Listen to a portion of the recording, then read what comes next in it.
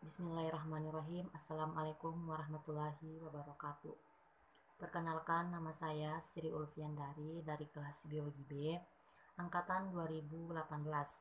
Nah, di sini saya akan menjelaskan materi tentang kurikulum 2013. Nah, kurikulum 2013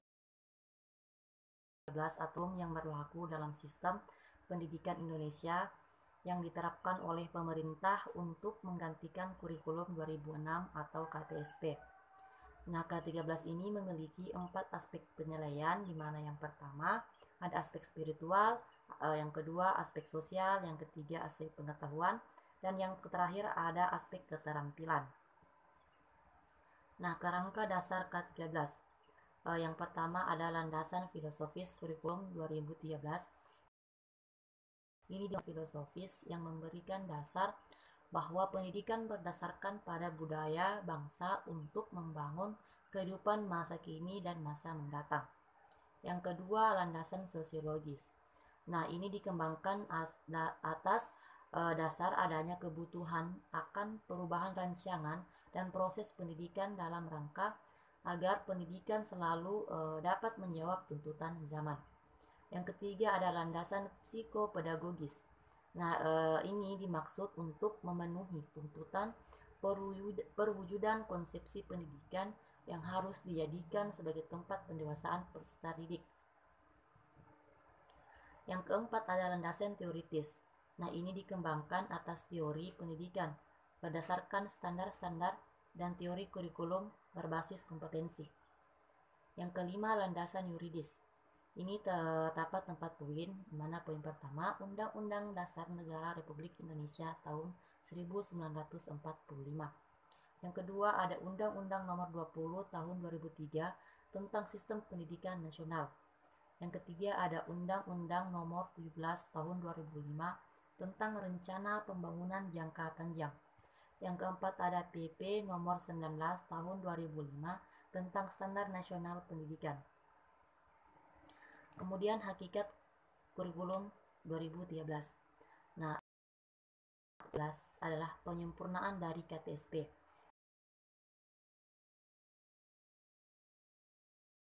yang dikembangkan. Nah, penyempurnaan isi diuraikan atas kecukupan dan kesesuaian dengan kompetensi.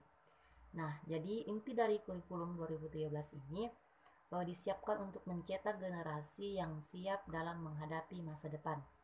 Oleh karena itu, K13 ini disusun untuk mengantisipasi perkembangan masa depan yang bertujuan agar peserta didik terdorong menjadi lebih baik dalam observasi, bertanya, bernalar, serta mengomunikasikan.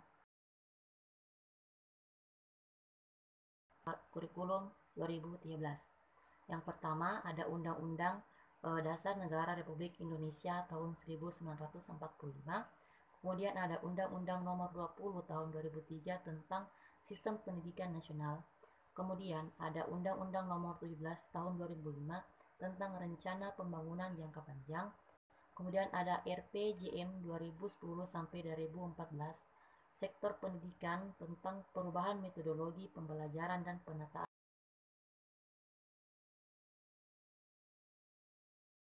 kurikulum tentang standar nasional pendidikan. Kemudian yang keenam ada Inpres nomor 1 tahun 2010 tentang penyempurnaan kurikulum dan metode pembelajaran aktif. Kemudian yang ke-10 menerapkan nilai-nilai dengan memberi keteladanan, kemauan, dan pengembangan kreativitas. Kemudian berlangsung di rumah, sekolah, dan masyarakat. Yang ke-12 yaitu pembelajaran yang menerapkan prinsip bahwa siapa saja adalah siswa dan siapa saja adalah guru dan di mana saja adalah kelas. Yang ke-13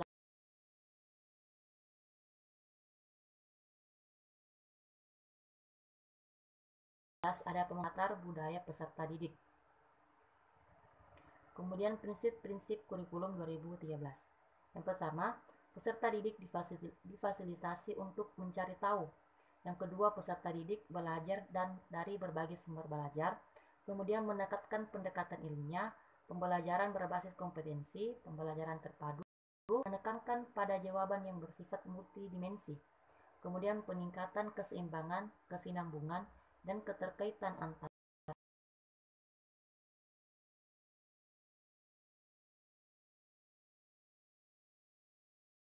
pelajaran sepanjang hayat. Kemudian ini ada struktur kurikulum 2013. Yang pertama ada kompetensi inti atau KI yang merupakan tingkat kemampuan untuk mencapai standar kelulusan. Kemudian ada kompetensi dasar merupakan tingkat kemampuan dalam konteks muatan pembelajaran. Kemudian ada muatan pembelajaran yang merupakan cakupan materi yang ada pada kompetensi dasar. Kemudian beban belajar. Nah, adapun perbedaan kurikulum 2013 sebelum dan setelah. Jika sebelumnya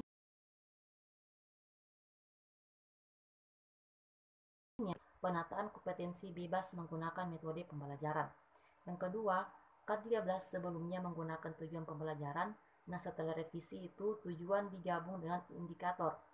Yang ketiga, pada kurikulum 2013 terbaru terdapat tambahan pada sistem penilaiannya. Dalam hal ini di bawah tempat tanda tangan ditambahkan kolom yang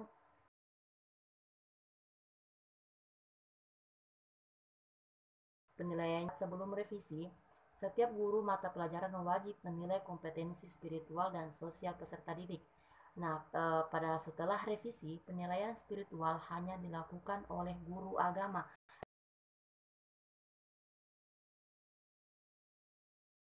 dan memberikan ruang kreativitas guru dalam mengimplementasikan K13. Dan yang terakhir, pada K13, penataan kompetensi tidak dibatasi oleh taksonomi belum. Nah, itulah tadi